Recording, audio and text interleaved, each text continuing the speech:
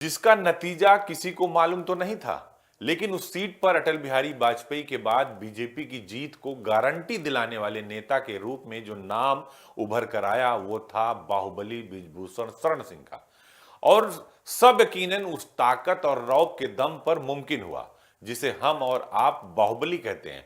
ब्रिजभूषण शरण सिंह वैसे तो शिक्षा के क्षेत्र में बहुत काम करते हैं, पहलवानों का लंबा चौड़ा अखाड़ा अपने साथ रखते हैं, जो है लंबी फौज रखते हैं, लेकिन उनकी जो सियासी बाहुबली की पहचान है वो अखाड़े से शुरू हुई।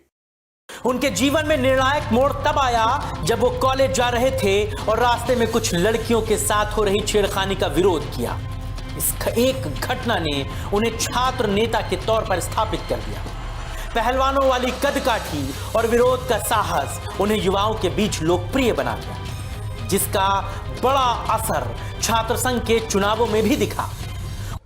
निश्चित रूप से अगर एक चुनाव प्रबंधन के नज़रिए से देखा जाए तो जितनी बार सांसद के रूप में 6 बार ये खुद सांसद रहे, इनकी पत्नी, बेटा विधायक रहा है, सांसद रहा है, ये सारे लोग तो निश्चित रूप से हम तो इसको बाकी कुछ नहीं लेकिन एक बेहतर चुनाव प्रबंधन ही कहेंगे कि ये अपना एक चुनाव प्रबंधन है कि जिसके बदौलत एन केन प्रकारेण जहाँ से भी इनको पार्टी टिकट देती है, इनके परिवार के लोगों को टिकट देती है, अपने मैनेजमेंट के बदौलत ये चुनाव जीतते हैं। 1979 में उन्होंने रिकॉर्ड मतों से छात्र संघ चुनाव जीता और यहीं से छात्र नेता ब्रिजभूषण का सफर बाहुबली नेता ब्रिजभूषण में तब्दील होना शुरू हुआ।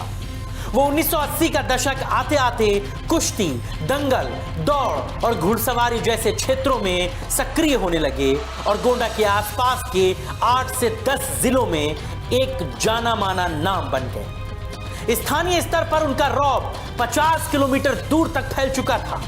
1987 में गन्ना समिति के चेयरमैन का चुनाव जीतकर उन्होंने अपना राजनीतिक ताकत का तमगा दिखाया और पहली बार औपचारिक प्रदर्शन किया। मैंने कहा ना, ब्रिजभूषण सिंह जी बहुत ही स्पष्टवादी आदमी हैं। आप उनसे जाइएगा, आप कोई भी ऐसा कठिन से कठिन प्रश्न पूछिएगा, उन सारे प्रश्नों का उत्तर देंगे। अगर आप उनसे कहेंगे बाहुबली हैं तो बता देंगे बाहुबली है, इसलिए हूं कि मेरी जनता मुझको चाहती है कि मैं बाहुबली बना रहूं। सारी बातें हैं। हाँ, गाड़ियों के जिस काफिले की बात कर रहे हैं, गाड़ियों का काफिला तो सचमुच प्रचलन उस समय से शुरू हुआ, लेकिन आज आप देखिए, आज गाड़ियों के काफिले से आप किसी को बाहुबली इसलिए नहीं कह सकते कि लगभग जितने भी हमारे विधायक आप देख रहे होंगे, सभी विधायक, चाहे वो बाहुबली ना हो, चाहे कमजोर तबके से आए हों, आजकल सभी गाड़ियों का काफिला लेकर घूमते हैं और सभी को ही बाहुबली बनने का शौक है, अब बाहुबली कहलवाने का शौक है। तो अब एक राजनीति का प्रचलन हो गया है बाहुबली होना। जब भी एक विधायक जीतता है या आता है तो आप देख लीजिएगा उसकी कम से कम 4 से 5 गाड़ियां उसी नंबर की, उसी काफिले में चला करती हैं और वो वही चाहता। अब राजनीतिज्ञ भी ये चाहते हैं कि उनको बाहुबली के नाम से जाना जाए, बाहुबली कहा जाए। तो आप ये मान सकते हैं कि हो सकता है कि ब्रिजभूषण शरण सिंह ने ये प्रचलन डाला हो या परंपरा डाली हो जिसका लोग फॉलो कर रहे हैं।